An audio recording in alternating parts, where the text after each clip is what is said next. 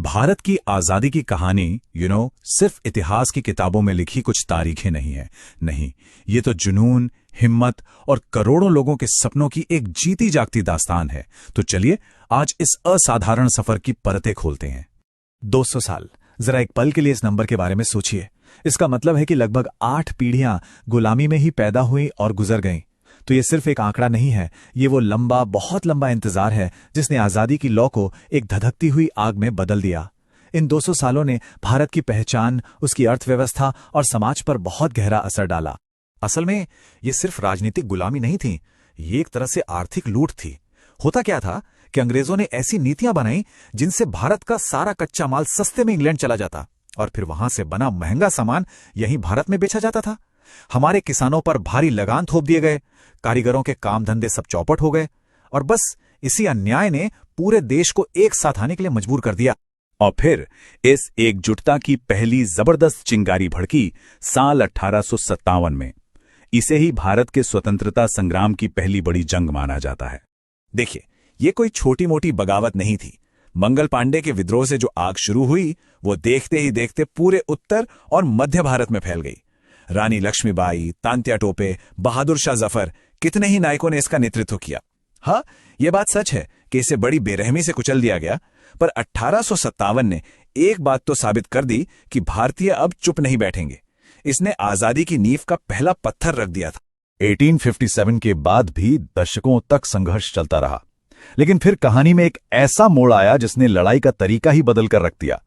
महात्मा गांधी भारत लौटे और वो अपने साथ एक बिल्कुल नया हथियार लेकर आए। सत्याग्रह, यानी सत्य के लिए आग्रह। ये सिर्फ एक विरोध का तरीका नहीं था, ये अपने आप में एक पूरा दर्शन था। गांधी जी का मानना था कि हिंसा से नहीं बल्कि सच्चाई और अहिंसा की ताकत से बड़े साम्राज्य को भी झुकाया जा सकता है।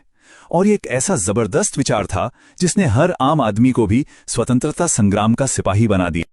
और सत्याग्रह के इसी सिद्धांत पर 3 बड़े देशव्यापी आंदोलन खड़े हुए। पहला था असहयोग आंदोलन, जिसका मकसद था अंग्रेजी सरकार के साथ किसी भी तरह का सहयोग न करके उसे एक तरह से पंगु बना देना। दूसरा, नमक सत्याग्रह, जिसे हम दांडी मार्च के नाम से जानते हैं, जिसने नमक जैसे एक साधारण से मुद्दे पर पूरे देश को एक साथ जोड़ दिया। और आखिर में 1942 का भारत छोड़ो आंदोलन, एकदम सीधा और साफ संदेश, अंग्रेजों भारत छोड़ो। लेकिन कहानी सिर्फ गांधी जी के आंदोलनों तक ही सीमित नहीं थी। आजादी की इस लड़ाई में कई ऐसे नायक भी थे जिनका रास्ता शायद अलग था, पर मंजिल सबकी एक ही थी, भारत की आजादी। हम भला कैसे भूल सकते हैं भगत सिंह को, जिनके क्रांतिकारी विचारों और बलिदान ने देश के नौजवानों में एक नया जोश भर दिया। या फिर सुभाष चंद्र बोस को, जिन्होंने विदेशी धरती से नारा दिया था, तुम मुझे खून दो, मैं तुम्हें आजादी दूंगा। और रानी लक्ष्मीबाई, जो 1857 से ही ब्रिटिश हुकूमत के खिलाफ शौर्य का प्रतीक बन गई। पर इन बड़े नामों के साथ साथ उन करोड़ों आम लोगों का बलिदान भी है जिन्होंने चुपचाप इस लड़ाई में अपना सब कुछ न्यौछावर कर दिया। तो इन सभी संघर्षों, बलिदानों और आंदोलनों का नतीजा आखिरकार सामने आया। वो सुबह आई जिसका सदियों से, पीढ़ियों से इंतजार था।